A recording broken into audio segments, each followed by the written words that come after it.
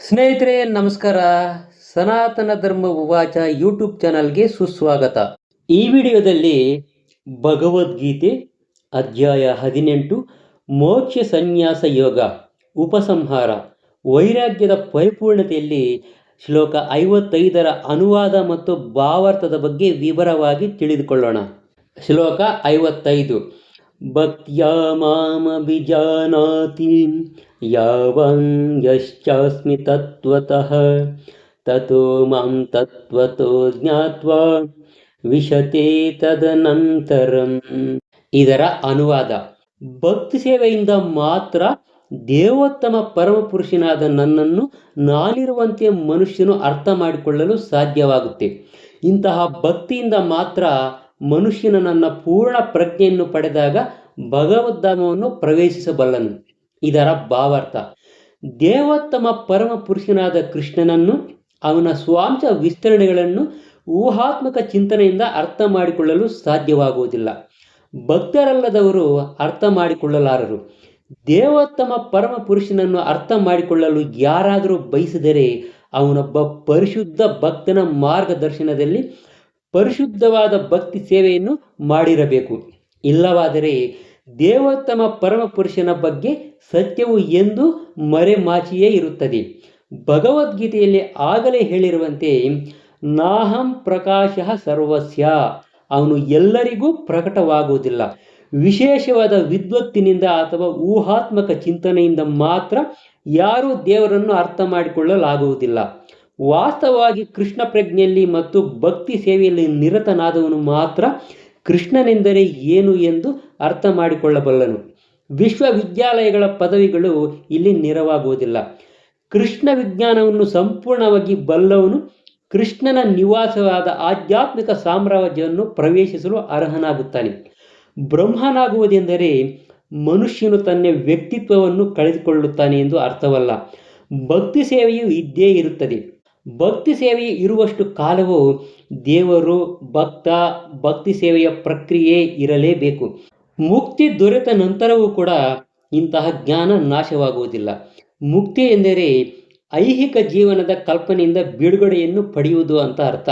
ಆಧ್ಯಾತ್ಮಿಕ ಜೀವನದಲ್ಲಿಯೂ ಕೂಡ ಅದೇ ವ್ಯತ್ಯಾಸ ಉಂಟು, ಅದೇ ವ್ಯಕ್ತಿತ್ವ ಉಂಟು. ಆದರೆ ಅವು ಇರುವುದು ಶುದ್ಧ ಕೃಷ್ಣ ಪ್ರಜ್ಞೆಯಲ್ಲಿ. ಮನುಷ್ಯನು ನಿರಾಕಾರ ಬ್ರಹ್ಮನ್ನಲ್ಲಿ ಏಕರೂಪವಾಗುತ್ತಾನೆ ಎನ್ನುವುದು ಅದ್ವೈತ ಸಿದ್ಧಾಂತ. ವಿಶತೆ, ನನ್ನನ್ನು ಪ್ರವೇಶಿಸುತ್ತಾನೆ ಎನ್ನುವ ಮಾತು ಈ ಸಿದ್ಧಾಂತವನ್ನು ಸಮರ್ಥಿಸುತ್ತದೆ ಎಂದು ತಪ್ಪಾಗಿ ಭಾವಿಸಬಾರದು.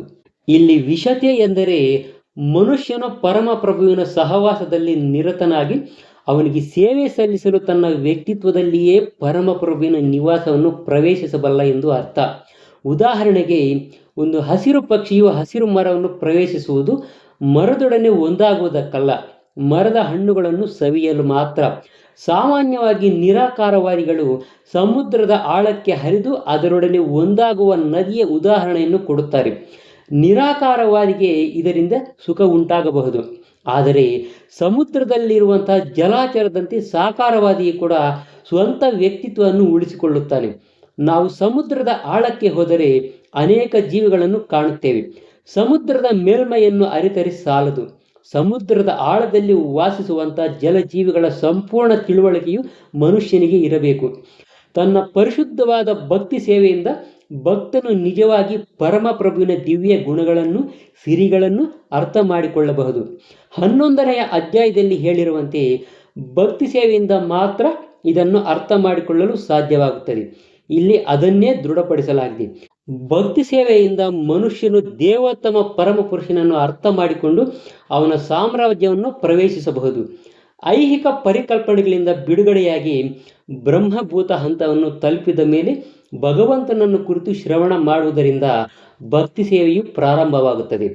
ಪರಮಪ್ರಭುವಿನ ವಿಷಯವನ್ನು ಕೇಳಿದಾಗ ಬ್ರಹ್ಮಭೂತ ಸ್ಥಿತಿಯು ತನ್ನಷ್ಟಕ್ಕೆ ತಾನೇ ಬೆಳೆಯುತ್ತದೆ.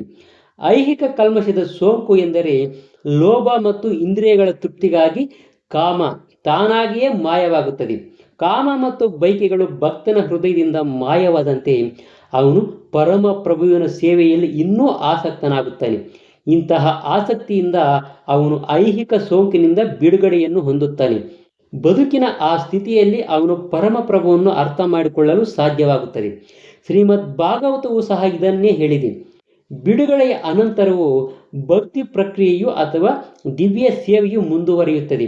ವೇದಾಂತ ಸೂತ್ರವು ಇದನ್ನು ದೃಢಪಡಿಸಲಾಗಿದೆ. ಆ ಪ್ರಾಯಣ ತತ್ರಾಪಿ ದೃಷ್ಟಂ.